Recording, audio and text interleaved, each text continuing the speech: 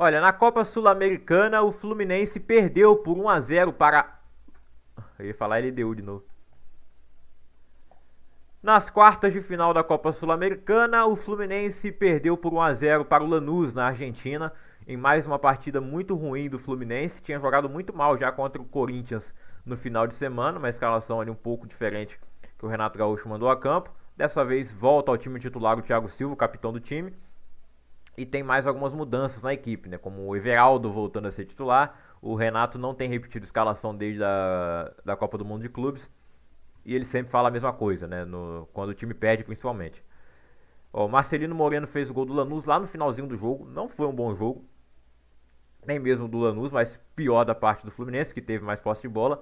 Mas sobre a posse de bola, o próprio Renato Gaúcho já falou. E no final, o Fluminense teve mais posse de bola, mas perdeu o jogo. 1-0. Gol de Marcelino Moreno, ex-jogador do Coritiba.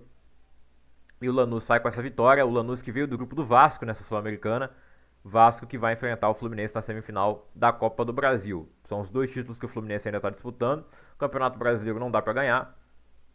É um ano onde o Fluminense foi muito bem na Copa do Mundo de Clubes. O melhor time sul-americano ou não europeu foi o time que chegou mais longe. Ficou entre os 4 melhores times da competição. Perdeu para o campeão Chelsea. Mas depois disso teve uma sequência negativa no Campeonato Brasileiro. Se recuperou, passou na Copa do Brasil. Passou pelas oitavas da Sul-Americana. E pode sim passar para a semifinal da Sul-Americana. É favorito ainda. Só que 1-0, né? O Lanús pode conseguir segurar. E qualquer empate é do Lanús. Mas eu acho que o Fluminense tem totais condições de vencer e reverter esse placar no Maracanã semana que vem. Enquanto isso, Bolívar e Atlético Mineiro empataram na altitude de La Paz.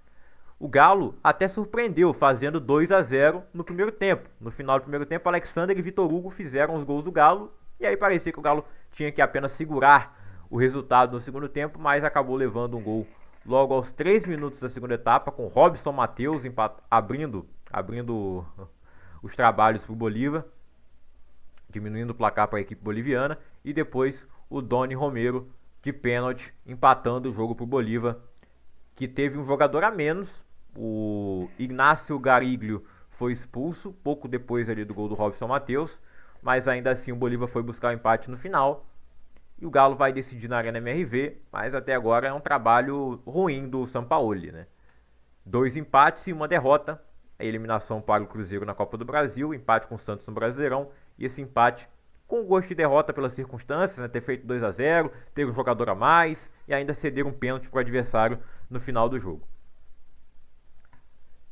O Once Caldas venceu por 2-0 o Independente Del Valle, uma surpresa também. O Del Valle era considerado um dos favoritos pela maioria, inclusive por mim. E aí ele vai lá e perde em casa de 2-0 para o Once Caldas, que diferente do Del Valle já até foi campeão de Libertadores, né, em 2005, 2004, melhor dizendo.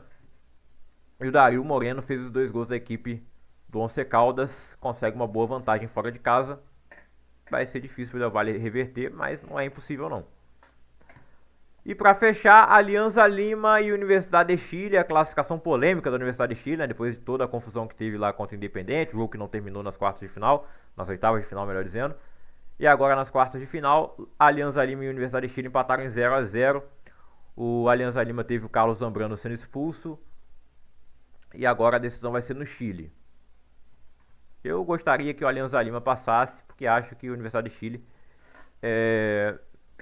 nem sei se deveria ter se classificado, né? Eu acho que a decisão da Conmebol foi errada. Simplesmente escolheu a Universidade de Chile, que começou a confusão lá na Argentina. Eles ocasionaram confusão. Os torcedores do Independente realmente passaram do limite, né? Mas talvez o mais justo fosse eliminar os dois. E aí eu não sei se daria a classificação direta para o Alianza Lima, mas que ele consiga ela em campo agora, né? No primeiro jogo em casa eles não conseguiram. Tomara que não aconteça nada lá no Chile, né? Eu acho que, no mínimo, a equipe devia ter portões fechados também, né?